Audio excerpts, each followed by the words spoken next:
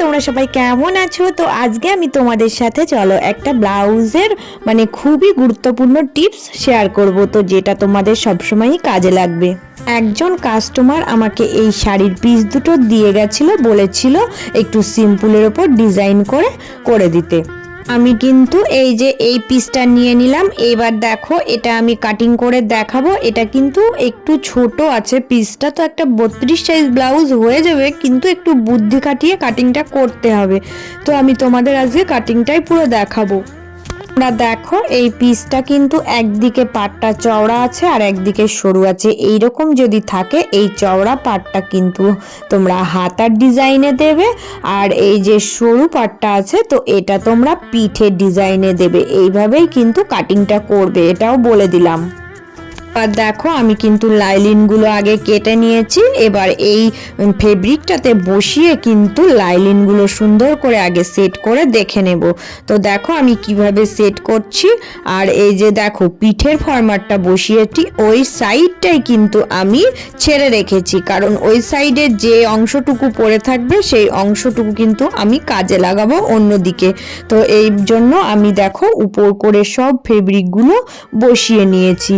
তো নেওয়ার পর এবার সেম টু সেম ভাবে আমি সুন্দর করে একটার বাই একটা কেটে নেব। প্রত্যেকটা টুকরো কিন্তু আমি সমান করে করে কেটে নিয়ে সাইড করে রেখে দেব। তো এবার কিন্তু আমার অন্য কাজ আছে, তো সেই কাজটা আমি তোমাদেরকে বলছি। কি হয়েছে বলো তো, এই পিসটা কিন্তু একটু ছোট আছে চওড়ার দিকে। তো দেখো, এই পিসটা আমি দুটো ভাঁজ করে দিয়ে দেখাচ্ছি। হাতার কাটিংটা আমি আগে করে রেখেছি, তো হাতাটা দেখো বসিয়ে দেখাচ্ছি। দুই সাইডে কিন্তু 2 আঙুল করে আমার ছোট হচ্ছে, তো কোনো সমস্যা নেই। এটা কিভাবে কাটিংটা করবে সেটাই দেখাচ্ছি।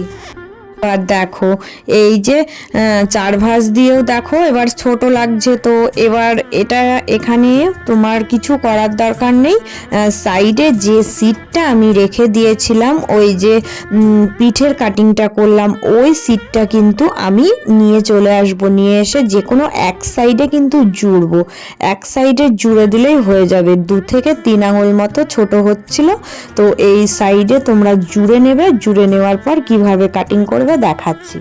তো এবার দেখো, আমি এটা জুড়ে নিয়ে চলে এসেছি। তো নিয়ে আসার পর এবার আমি সেম ভাবে 4টে ভাঁজ দিয়ে দেব। দিয়ে এই লাইলিনটা বসিয়ে দেখো সমান করে কিন্তু আমি এটা গ্লাস হাতা কাটিং করে নিলাম। তো আমার কোনো সমস্যা নেই, যদি তোমরা এইভাবে করো তাহলে কিন্তু হয়ে যাবে। ছোট পিস হলেও সমস্যা নেই, দেখতে কোনো খারাপ লাগবে না, ভালোই লাগবে। কিন্তু এই যে এই সাইড কাটিং যেটা হলো, এইটা কিন্তু বাঁ হাতে লাগাবে। তোমরা খেয়াল রাখবে, এটা বাঁ হাতেই দিতে হবে, কারণ বাঁ হাতের ডিজাইনটা তোমার শাড়ির ওই দিকে থাকে, তো এটা সেরকম ভাবে দেখা যাবে না। তো কাস্টমারটা আমাকে বলেছিল পিসটা একটু মানিয়ে তুমি করে দিও না, খুবই আমার ফেভারিট। তো আমি এইভাবে করে অনেক সময় করে দিই, তো তোমাদের সাথে এটা শেয়ার করলাম। এবার আমি তোমাদেরকে একটু পিঠের ডিজাইনটা দেখাচ্ছি। এটা একদম নর্মাল বলেছিল একটা সিম্পলের ওপর ডিজাইন করে দিতে। তো দেখো, পিঠটা যেভাবে করি সেইভাবেই আমি কিন্তু এঁকেছি। তো আঁকার পরে দেখো নিচের দিকটা হালকা একটু অন্যরকম ভাবে রাউন্ড শেপটা দিয়ে নিলাম। তো দেওয়ার পর এবার কাটিংটা করছি। করার পর তোমাদেরকে দেখাচ্ছি এটা কেমন হয়েছে, তোমরা দেখে বলবে এই কাটিংটা। তো মেন ফেব্রিকটা ওপরে আমি এই লাইলিনটা বসাবো, বসিয়ে এটাও কেটে নেব দুটো সেম ভাবে। এই পুরো ব্লাউজটা রেডি করে তোমাদেরকে দেখাচ্ছি কেমন হয়েছে, তোমরাও বলবে।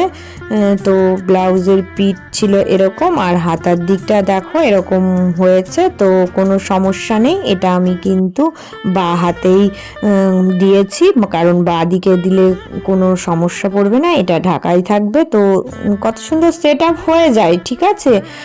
এইভাবে করেও কিন্তু কাজ করা যায়, দেখতে বেশ ভালোই লাগে, খারাপ লাগে না। তো আমি এটা তোমাদের শেয়ার করলাম। যদি তোমাদের এরকম সমস্যা হয়, যদি পিসটা ছোট হয়, তাহলে এইভাবে করে তোমরাও কিন্তু বানিয়ে নিতে পারবে। সবাই অনেক অনেক ভালো থেকো। আর যারা নতুন বন্ধু আছো, প্লিজ তোমরা চ্যানেলটা সাবস্ক্রাইব করে দিয়ে পাশে থেকো। তো সবাই অনেক অনেক ভালো থেকো।